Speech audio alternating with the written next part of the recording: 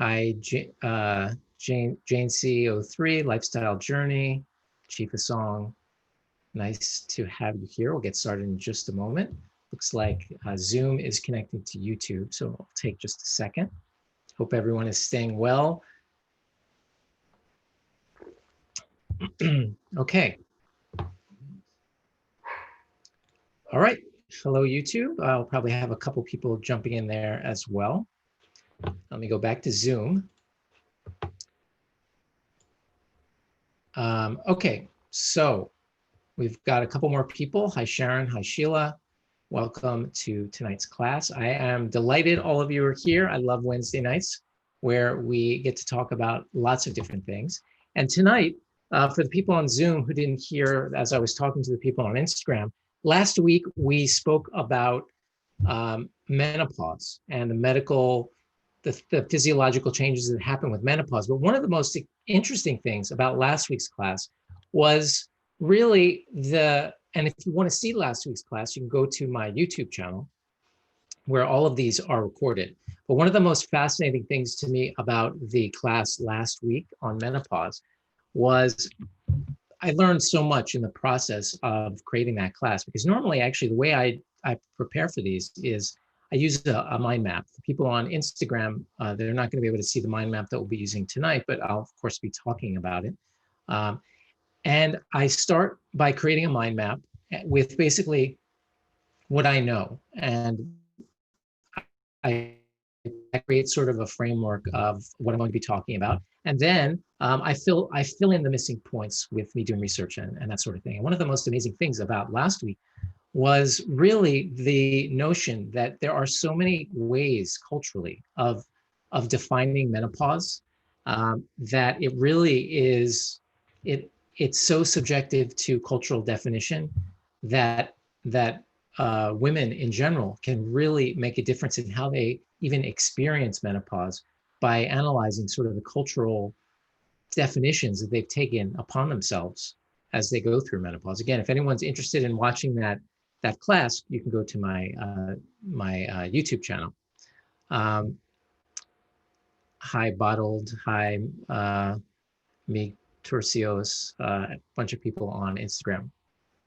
And Donna is just joined us on Zoom. So tonight, because I spoke about menopause last week, a couple people, because I had promised to also speak about what's called andropause, which is something that happens to men naturally.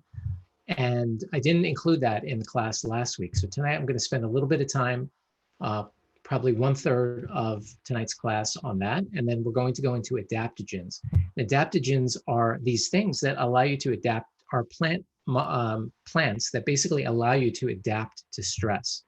And I wanted to go through what science is available in regards to adaptogens so that you can see that there actually is science, and how to incorporate those into your life in some way. And I think in some ways the two sort of go hand in hand, because as we get older and men lose their vitality, women lose their vitality with aging, how do you regain that vitality? And in traditional Chinese medicine, as an example, they used herbs and things like adaptogens, which we'll talk about tonight, to be able to increase some of the vitality and resilience to stress. So they're not just for older people. These can be used for other things, and we'll go through that as well. So let me share my screen, and one moment while I share my screen. Let's see here. Here we go. Share screen and share. Okay, so you should be seeing my screen now. People on Instagram, I'll explain everything that we are going to be talking about in detail. Let me blow this up a little bit and we'll get started. So as I said, we're going to start out talking about andropause, which is basically like male menopause. The difference, of course, being that in menopause, there's a very well-defined demarcation between premenopause and postmenopause. In men, this is sort of a gradual thing. And let's go through that in a little bit more detail. So let's talk a little bit about the physical changes that happen in men as they get older. Of course, there is increased abdominal fat. There's less sleep for most men due to nocturia, getting up in the middle of the night to urinate because the prostate is enlarged. And you basically don't hold as much urine, so you have to get up in the middle of the night. There are lots of reasons for nocturia, but that's the main one is an enlarged prostate, a decrease in hair, graying of the hair, decreased libido, less zest for life. And this basically takes over 10 to 15 years of time. Usually it can start in the 40s and sometimes later, but it's a very, very gradual thing. The other thing that happens is sarcopenia. And this is sort of decreased muscle that's often replaced with fat. And when that happens, when you have a decrease in fat, so you have an increase in fat and a decrease in muscle, one of the things that happens is that your metabolic rate starts to change. And actually your weight may not even change that much. Usually, of course, there is weight gain that happens. But one of the things that can happen as you get older is as the muscle slowly decreases and is replaced by fat, muscle is much more metabolically active. So that means that your caloric demand is actually increased, your metabolic rate is increased, which means that if the ratio of fat to muscle starts to decrease over time, what happens is when the fat increases is that that's a slower burning tissue. So that means you don't actually need the same number of calories. So that means that if you maintain the same amount of calories that you're eating throughout your entire life, and you have the normal changes in that happen with aging, with the same caloric intake, you're going to start to gain weight. And the reason again is because you're replacing muscle with fat, which doesn't need as much calories, and just in its natural day-to-day functioning. So the same amount of calories is going to be an overabundance of calories. When you had a lot of muscle, you needed the calories to hold on to that muscle. But now that it's not there, the amount of calories that you take in is slowly going to cause weight gain. Also, sarcopenia, of course, is a generally associated, this decrease in muscle associated with so many different things. It's associated with, quite frankly, with mortality. When you have an enormous amount of sarcopenia, there's risks for falling and fractures, which ultimately can lead to death, unfortunately. Now, we all know that with andropause, with this, what we're talking about, this normal aging in men, we're going to be talking about testosterone. And testosterone is basically highest at the age of 30 and then slowly declines. And it's very difficult, to get labs that basically say that someone has really low testosterone. And the reason is, on average, is that when you get the labs, they're adjusted for age. So what they do is they take a sampling of people of a certain age and they say, well, the average 50-year-old has a testosterone of this amount. And therefore, if you're in this range, it means that, and you're 50, then it means your testosterone is, quote, normal, meaning that it's not going to reflect, it's just going to say it's normal. It's not comparing it to the age of 21 to 30, which is where the optimal testosterone levels are at.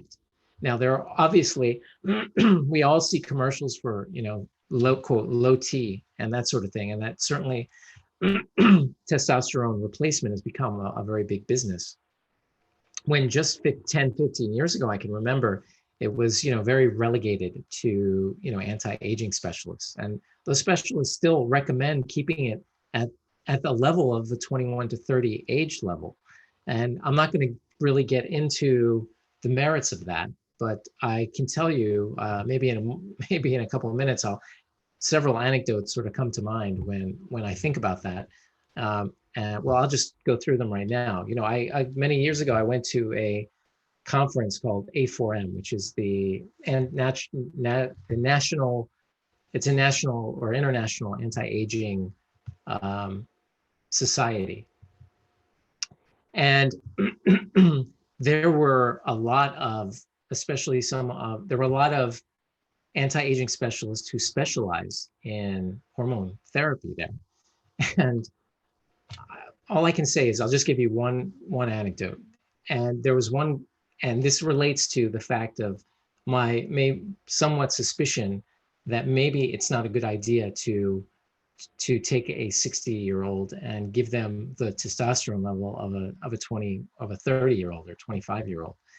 So he was talking about testosterone therapy, and this man, who will remain nameless, in the middle of the lecture, wanted to show everyone how effective testosterone was.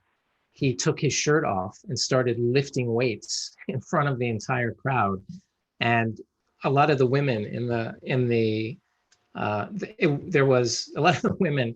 There was one woman who was sitting next to me who was just covering her face. It was very, very it was very unusual sight to see, to say the least. Also, interacting with other doctors at this conference, there was something about the men that I interacted that were on testosterone therapy that reminded me actually of the same kind of, there was a certain level of intensity that didn't feel normal to me, and actually reminded me very much of when, many of you know, I'm president and founder of Miracle Noodle. And so we do a lot of trade shows, and we did one called Mr. Olympia, which is a bodybuilding show, one of the biggest in Las Vegas. And that sort of level of abnormal intensity I saw with a lot of the bodybuilders that were taking steroids. Again, these are just pure anecdotes. One more anecdote which just came to mind is a doctor that I used to work with. He started to take testosterone therapy, and several weeks later, I don't know, might have been a month or so later, he started to ride a motorcycle again. He never rode a motorcycle before. He decided that he now wanted to start riding a motorcycle.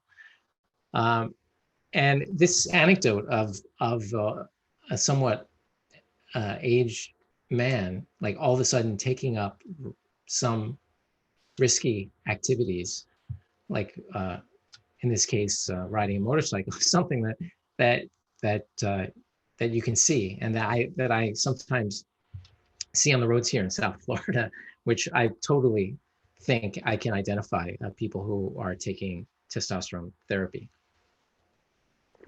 at a high level. That being said, there's absolutely a role for testosterone replacement. And let's get into a little bit of that before I get too far off track. So let's talk about therapies. We'll talk about raising testosterone in just a moment, but I'd like to go through what I consider to be the most reasonable ways of making sure that a man, as he's aging, has at least a little bit more testosterone than he would have if he didn't do these things. So let's talk about something called steroid hormone binding globulin, SHBG. And this is very, very easy to understand. So we all have what's called the steroid hormone binding globulin. And what it does is it binds testosterone. It also binds other hormones in women, as an example. And if testosterone is bound to this molecule in your blood, it's not active. That's why when maybe you might have had a test, there's something called free testosterone, which is the testosterone that's running around in your blood free, meaning not bound to this steroid hormone binding globulin. And we know that there are lifestyle interventions that you can do to actually lower the amount of steroid hormone binding globulin. Now, why would you want to lower it? Well, if you lower it, that means there's less of it to bind to testosterone, meaning you'll have more testosterone in the blood. So let's talk a little bit about how you lower your steroid hormone binding globulin. The first and probably most important thing is to decrease body fat. So if you have a lot of body fat, you're going to have a higher amount of this SHBG.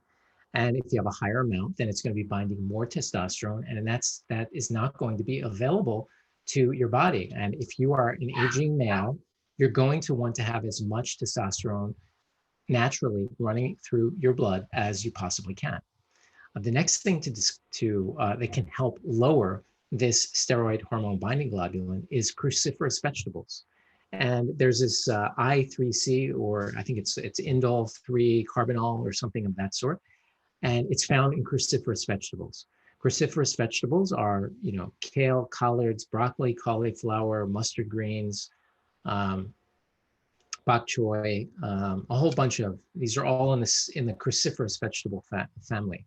And many of you who have been in most of my lectures know that I recommend that you eat from a variety of different plant families so that you can get all the benefits of all these families. Well, that I still hold to that, but a good amount, probably 50% of your vegetable intake should probably be cruciferous vegetables, because cruciferous vegetables, as all of you know, basically come up at one point or another in every Wednesday class. So you need to be including these. Now, a lot of times just as an aside, when you hear all these amazing things about certain vegetables, you have to realize that it could partially be because there have been so many studies done as opposed to other plant families. Nonetheless, we do know from studies that if you increase the intake of cruciferous vegetables, you're going to lower the steroid hormone binding globulin, which is going to free up and increase your free testosterone. It could be that at some point in the future, it could be that there's another plant family that does that. The point being that we are still discovering all of the amazing chemicals that occur in plants. I mean, we haven't even, I think we haven't even scratched the surface in fully understanding all of the chemicals in the plant kingdom. I mean, there's just so many that it's going to take probably 1,000 years of studies to really get to the bottom of it. It's a wondrous and miraculous thing when you start to analyze the plants and what beneficial compounds they have. It's incredibly remarkable. And I can say personally that as I've learned more, I endeavor heartily every week to try to increase the amount of vegetables that I intake, that I eat, and that they come from multiple different families. But still, cruciferous vegetables should be front and center. Optimizing boron, zinc, magnesium, and vitamin D, all of these are going to lower steroid hormone binding globulin, especially zinc and magnesium. So most of us are magnesium deficient, and almost all of us are zinc deficient. So zinc and magnesium are two of those things and vitamin D, quite frankly, that everyone needs to supplement, as far as I'm concerned. And it would be very unusual with our depleted soil to have normal levels of zinc and magnesium. You can get these levels checked if you want, but given the situation that we're in when it comes to COVID and zinc being very good for antiviral activity, something like 15 to 25 milligrams a day, no more, of zinc is highly recommended, and some sort of magnesium supplement. There are many, many that I recommend. And vitamin D as well. Supplement with DIM, which is also found in cruciferous vegetables, but quite frankly, I've always suggested to everyone every week that you should be increasing it naturally if you can. It's very difficult to increase zinc and magnesium just from food, certainly vitamin D as well.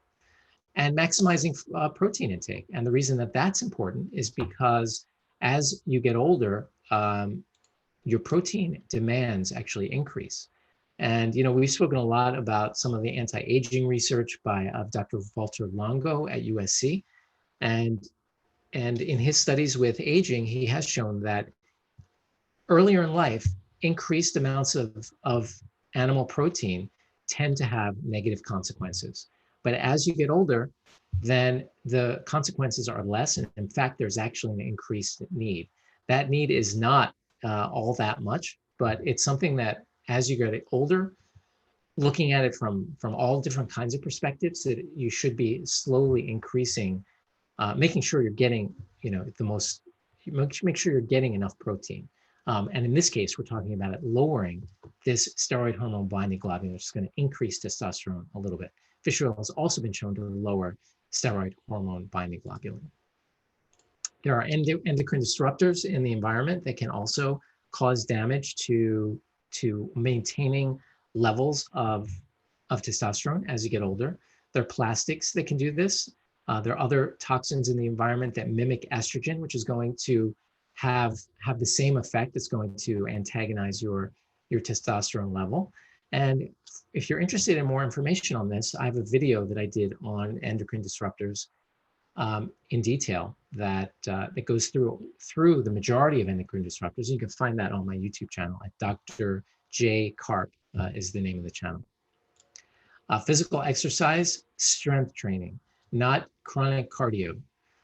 Every time I mention physical exercise, I always have to go back to the fact that chronic, getting on the treadmill and running for 30 minutes a day is actually not going to yield all that much benefit. Certainly better than just sitting in your chair, but you have to do resistance training. You have to work your muscles.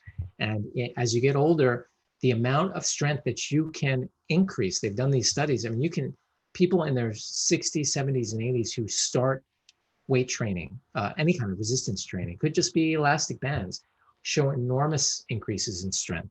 And when it comes to this particular topic, is going to also increase testosterone.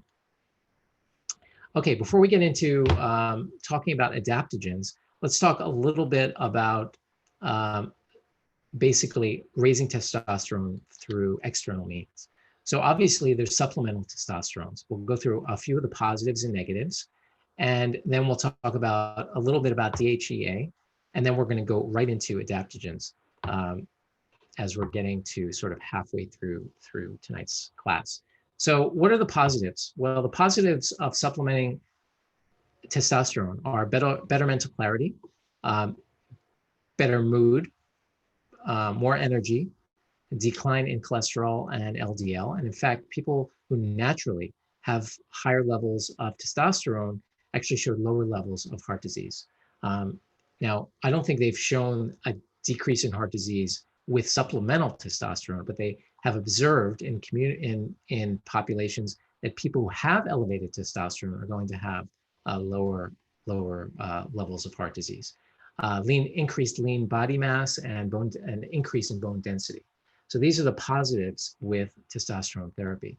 The negatives are there's an increase of PSA, prostate-specific antigen. Now, the thing with that is that there's always been, it's sort of like a more of a theoretical bias against testosterone, because the theory has always been, well, if it's increasing PSA and it's a testosterone and the cancer has a testosterone receptor, is responsive to testosterone, then that could make you develop prostate cancer. But this concern is somewhat overplayed. Now, obviously, you wouldn't want to give testosterone to someone who has prostate cancer. That's obvious that you wouldn't want to do that. But there's no evidence to show that if you have normal PSA, that there's any increase in cancer risk with a supplemental testosterone. Now, there is an increase in PSA from going on supplemental testosterone, but that does not correlate with evidence to show that it increases prostate cancer.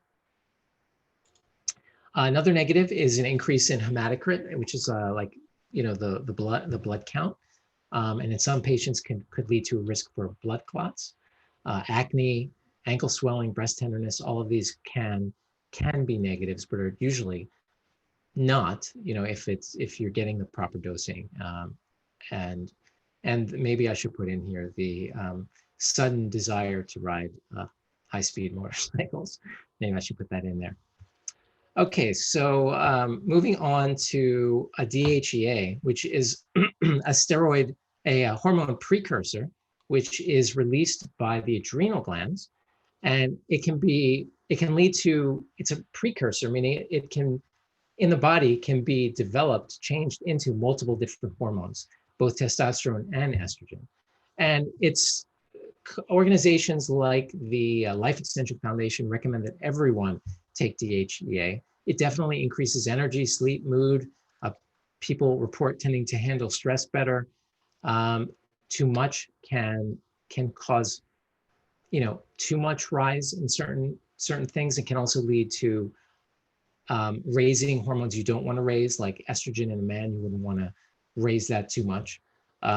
So it's something that, as much as Life Extension Foundation recommends that everyone who's elderly start taking it, it's probably something that you should research a little bit more on your own to decide that if it's something that that would be beneficial for you. All right, so that is the first part of tonight's class. If anyone has any questions about that, please do let me know. I see we have a bunch of people who came in. Looks like Carolyn and Linda are here now. Welcome, guys. All right, so let's now move over to adaptogens. Now, many of you might not have even heard of adaptogens. The reason I mentioned it is mainly because it's something that's been of interest to me over the last several years, and I never actually spent all that much time researching it. And in fact, like I said, the way I usually do these classes is I lay out the mind map with what I have or with what I know, and then sort of fill in what I don't know. And so I learn a great deal of things as we go through, as I prepare these. So it's been really fabulous for me. So let's talk about the adaptogens and the definitions. There was a herbalist that came up with these. I think his name was Yance, but I could be wrong on that. So he basically listed what he called primary adaptogens, secondary adaptogens, and adaptogen companions. And then there's tonics, and then we'll talk a little bit about ginseng. So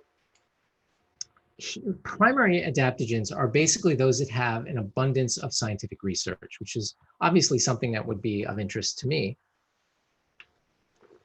being a physician, and obviously to you as well. And they work essentially by functioning, they function by affecting the HPA axis, which is the hypothalamic pituitary adrenal axis, which is basically the part of your body that responds to stress. And you can suppress like, for example, when you're on prednisone, this sort of suppresses that because you're taking steroids as like prednisone, which is basically helping with the stress. But the primary adaptogens work by affecting the HPA axis in response to stress. We'll get into a little bit more detail about what that means as we go through the class. They help with restoration of homeostasis. They maintain and recover homeostasis. So homeostasis basically means balance. And we have to really realize that when we expect plants, to have the same sort of medicinal effects as strong pharmaceuticals, we're not really thinking about it in the proper way. The way to think about it is to think about it in terms of balance. And what can you do we're all in this delicate balance. And even traditional Chinese medicine, as an example, as well as just sort of all the natural healing methods around the world, like the Ayurvedic medicine, traditional Chinese medicine, all of these are working on restoration of homeostasis, meaning how do we just manage and balance things out. And it turns out that primary adaptogens, those that have all this research behind them, are able to maintain and recover homeostasis and can help with recovery. And they, in this one article that I was reading, talks about how it helps with anabolic recovery, meaning rebuilding afterwards. And what's amazing is that it both helps when you're overstressed, and it helps on the other end of things, meaning that it can help both ways. So it helps normalize the stress response. And as an example, I just, this is a quote from that article, because I thought it sort of showed what really makes this interesting to me, is that, here's what he says. He says, plant-originated adaptogens like Schisandra, can prevent and resist stress because these substances activate the secretion of cortisol and nitric oxide in plasma and saliva, allowing the body to adapt to heavier loads. So in this case, it's helping with cortisol and nitric oxide peripherally, in the plasma and the saliva, allowing you to adapt to heavier loads. After the consumption of plant-originated adaptogens, physical exercises do not increase the level of cortisol and nitric oxide. So these levels are essentially not rising the way they normally would. In fact, because exercise is a form of stress, in fact, the levels decrease compared to those present prior to physical exercise. Thus, adaptogens can increase the level of messenger substances that activate stress and suppress stress. Amazing, really. Think about it, that it's helping to, when you need to activate, we need a system. Our body is capable of responding to stress. There are conditions like Addison's disease where your body is not capable of responding to stress. And when that happens, it can be fatal. And that's another reason why when you're on prednisone, you need to slowly decrease. When you're on prednisone, slowly decrease it over time, because this HPA axis has been suppressed. Your ability to respond to stress has been suppressed. And so if you're dealt with a stress and your HPA axis can't respond, that can be very, very dangerous. And that's why you have to slowly reduce prednisone. But what's amazing here is that the adaptogens can activate stress, meaning activate these chemicals to help with stress, but can also suppress stress. So this is remarkable that you can have one particular chemical, plant compound that can do both of these things. And of course, this has been known in traditional Chinese medicine for years. They didn't know what was exactly happening. And it just goes to show that, herbal traditions, traditional Chinese medicine, all of these things, which have refined themselves over the years, really they might not have known the basic science, but the basic science is slowly catching up and giving us reasons why these things are so incredible. Next is what's called a secondary adaptogen. And just doing a time check here, excuse me 1 second. So secondary adaptogens do not affect the HPA, but they do affect the immune, nervous, and endocrine systems. And they're basically fatty acids, sterols, phenols, and they can affect anabolism, rebuilding, or building. But they don't have the scientific backup that primary adaptogens have. And we'll get into what those are very, very soon. Many of you, of course, have heard of ginseng. That's the example of an adaptogen. We'll go through all of them. Well, not all of them, because there are too many, but the ones that you may have seen or heard of. The next category is Adaptogen Companions. These have some HPA axis effect and some anabolism, but not much scientific work is done. But they seem to work synergistically with the primary adaptogens. Synergistic meaning something can be additive or it can be synergistic. Additive means 1 + 1 = 2. Synergistic means 1 + 1 = 4. And so when these things combine, you get this over large response to that. Now, many of you have heard of the term tonics. And tonics, this is basically derived from traditional Chinese medicine. And these can be divided into a whole host of things. And when I lived in California, and I've mentioned this before, there was an herbal store when I lived in Santa Monica called, blanking on the name now, but it was this really amazing herbal store, and they had a tonic expert, and he would basically be mixing all these different things to create different tonics for people, all based on traditional Chinese medicine. But they're really incredible. And in traditional Chinese medicine, they're considered the top of the line grade medicine. Some can actually stimulate erythropoietin, which increases red blood cells, and many of them are adaptogens.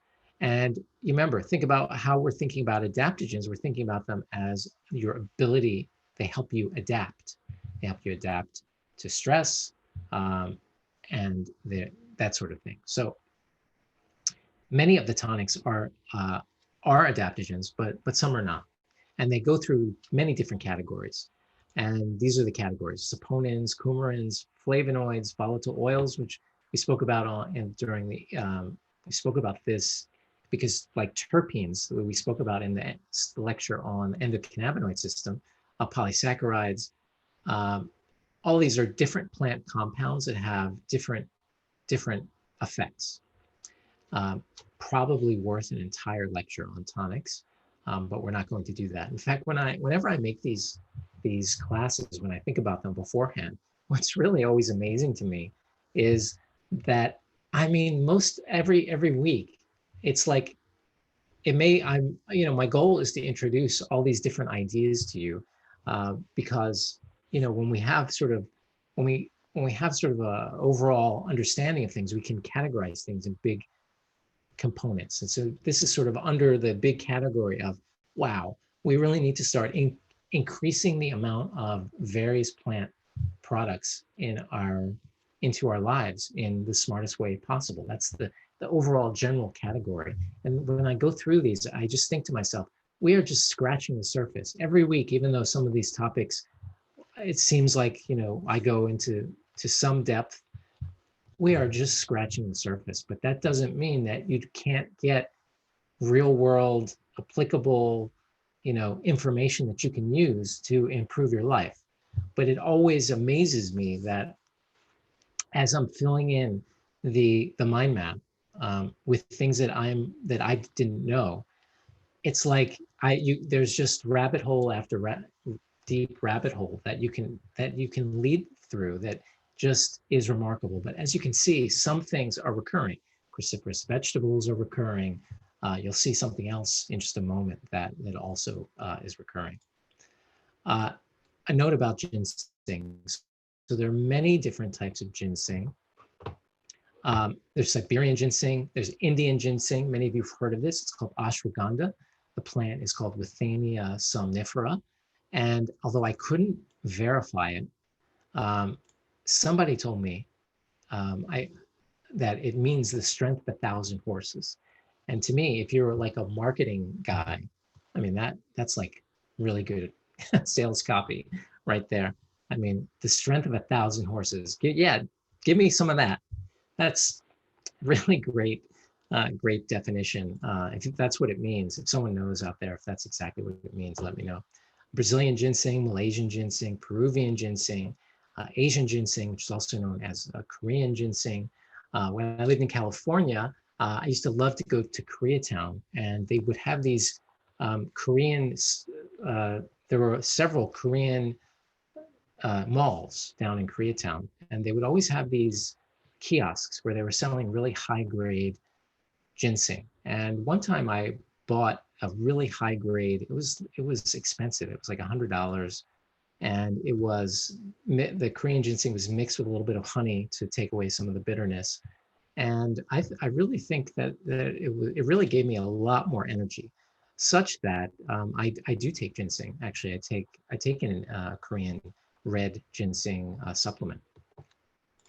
American ginseng, which is very plentiful and is actually very popular in China now. There was an article I came across, I think it was in the New Yorker or the Atlantic maybe, that talked about the demand in China for American ginseng. And I had a really remarkable childhood and I grew up in and around different Chinatowns throughout my life. And I used to love going into the Chinese grocery stores and to see the different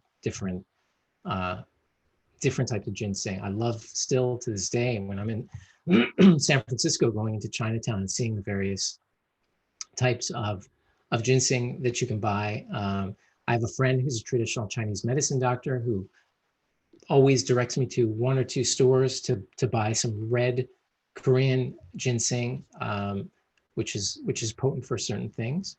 But in Chinatown, you can see all different kinds, and they even put it in soups and things like that. It's Himalayan ginseng as well. And I put here just as a reminder to go, just to remind everyone about this false emergency state. First is basically coined by Dr. Gerald Epstein. Basically is that all of us unfortunately, go through what's called the false emergency state, which is basically where, someone cuts us off in traffic and we respond, we overreact, our body overreacts, or, we're making an egg and we drop it on the floor and we get that sigh, that shock. And that is a damaging thing to your body. And so all the time we are constantly overreacting to stress in so many various ways. And I think part of what is valuable with an adaptogen is to help us with that. In fact, our ability, our resilience to stress has been studied with things like rhodiola and ginseng and ashwagandha. All those have been studied to help with resilience to stress. And as you can see, as we've spoken about tonight, we're starting to see and understand the reason why it can help us to respond, our bodies to respond to stress. Now, we can always remind ourselves, and one of the reasons why Dr. Epstein coined this state is for us to remember that when we get into a state like that, where we go, we should think to ourselves or say to ourselves inside, say, is this a true emergency? And 99% of the time, it's not a true emergency. And when we constantly remind ourselves to keep telling ourselves, is this a real emergency? And realizing all the time that almost 99% of the time, unless somebody has a gun to your head, it's not a real emergency. So chill out. Well, the adaptogens can help you a little bit with that. But of course, if you get into this habit of always asking yourself, is this an emergency? That can be incredibly helpful. It's been helpful to me just with various, daily stresses, business stresses, whatever it may be, in reminding myself that at this moment, maybe I received bad news or something of that sort. I say to myself, is this a true emergency? Well, no, I'm blessed to be in I have food, I have shelter, I have people who love me. These sorts of things, you remind yourself, and you start to realize that this over response, which damages the body, is unnecessary, can be helped by increased awareness of the situation and asking yourself, is this a true emergency? And who knows, maybe taking a little bit of ginseng.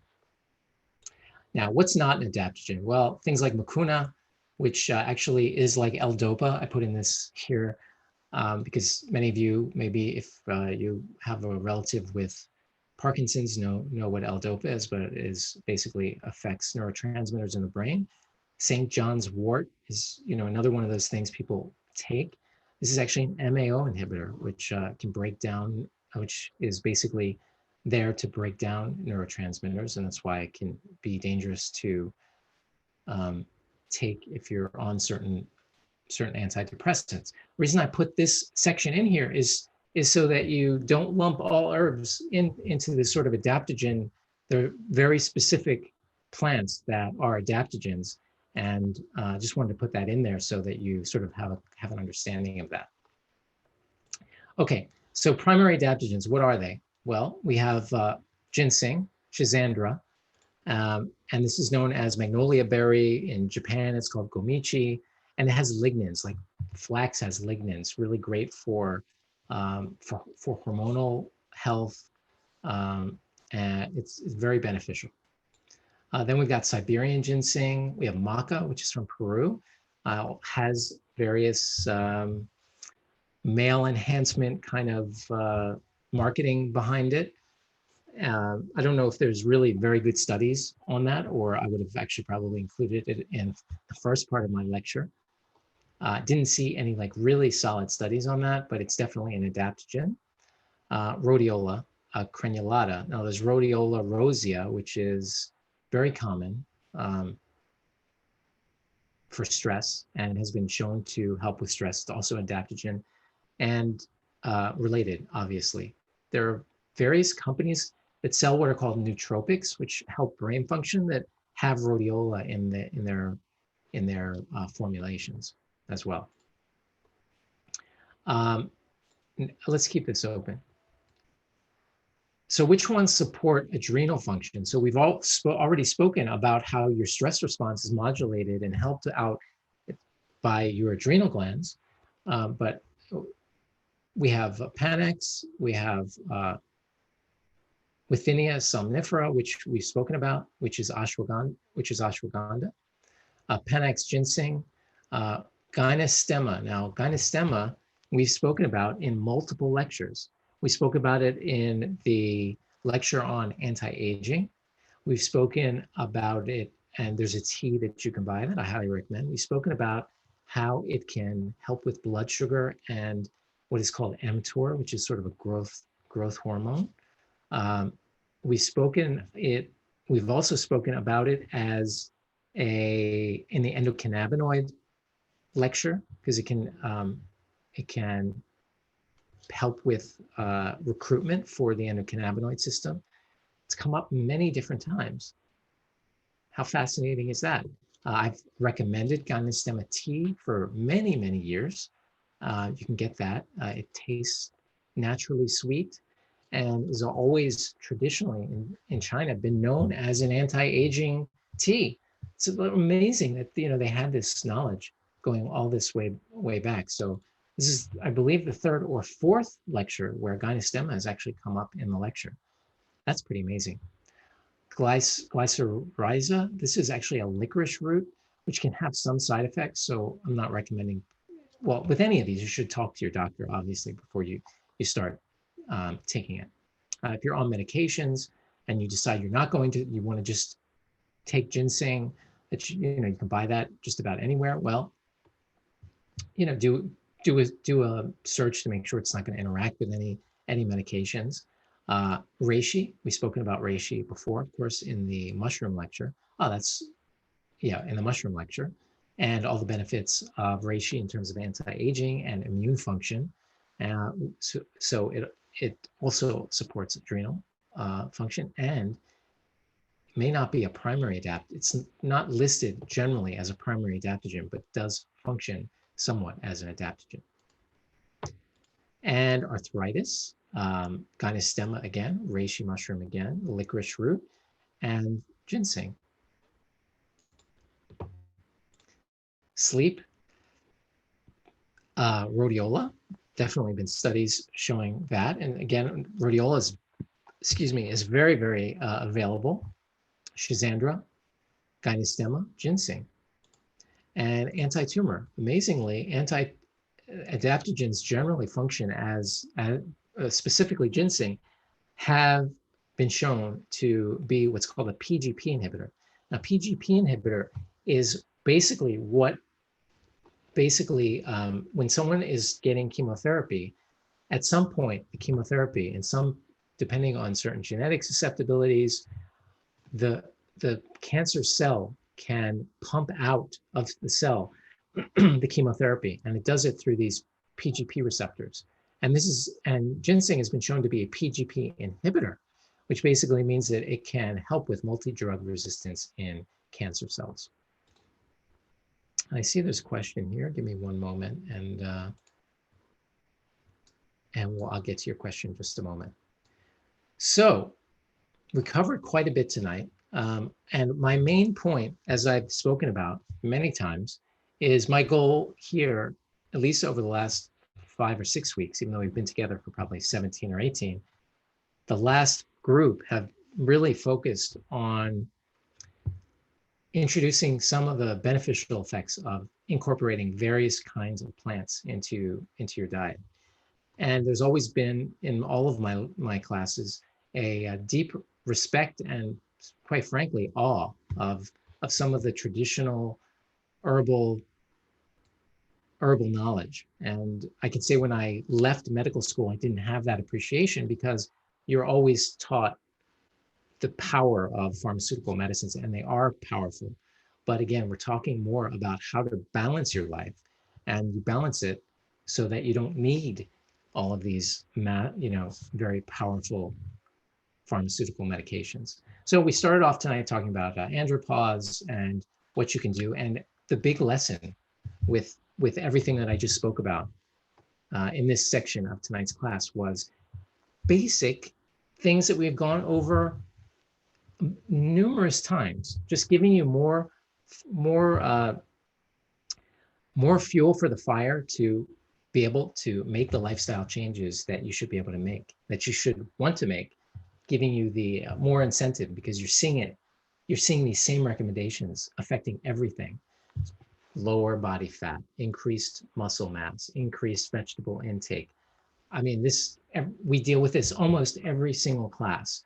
And when you start to see it affecting every single, part of your life in such a beneficial way, you start to say, I think, or at least my goal or my hope is that you start to see that and say, okay, yeah, I see how important these things are. I see it affects my hormonal levels. I see it affects my heart disease risk. I see it affects my gut health.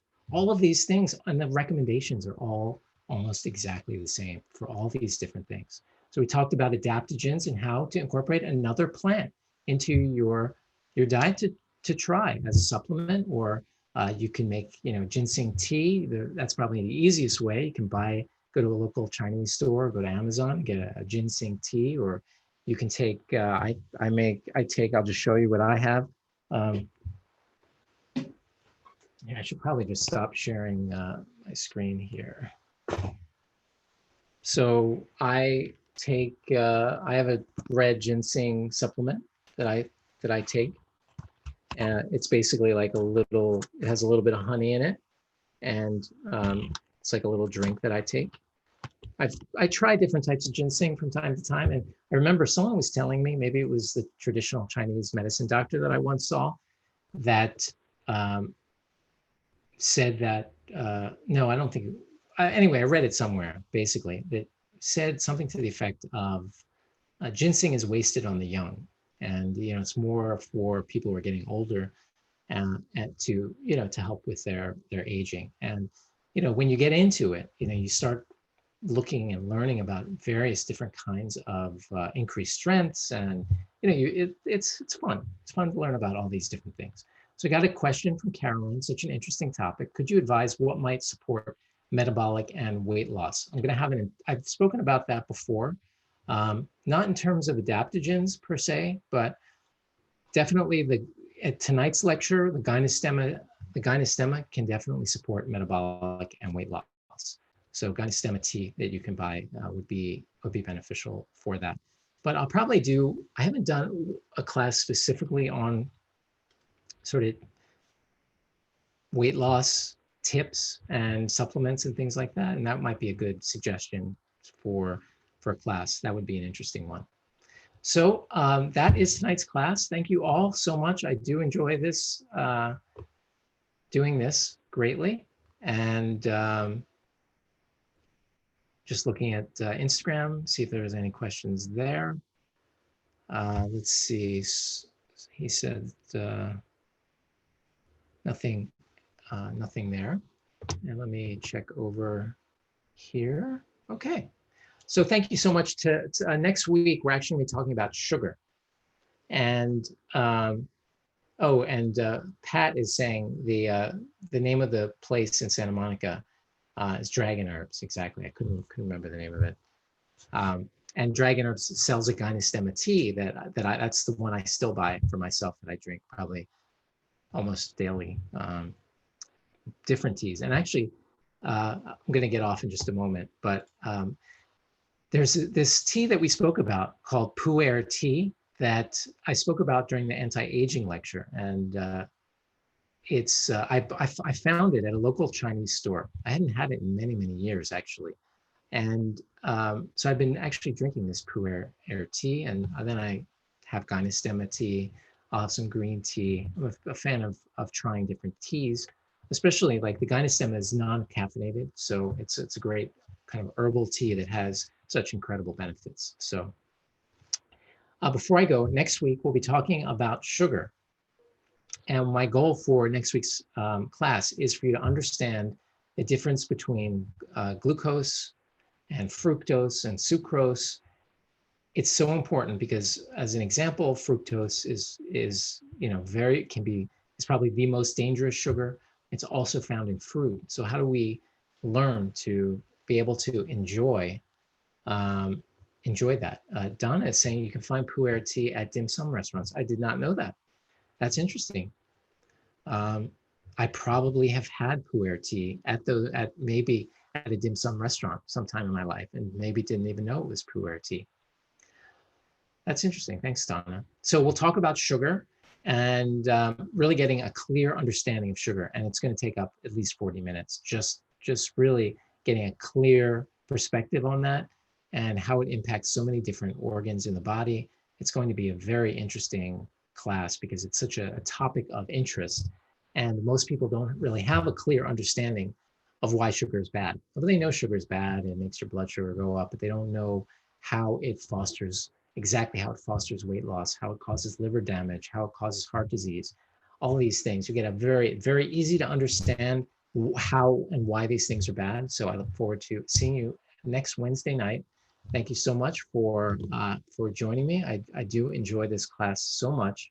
Look forward to it every Wednesday, and I'm just so delighted that all of you have chosen to spend an hour with me on this class. I'm greatly appreciative of that and wish all of you the best of health.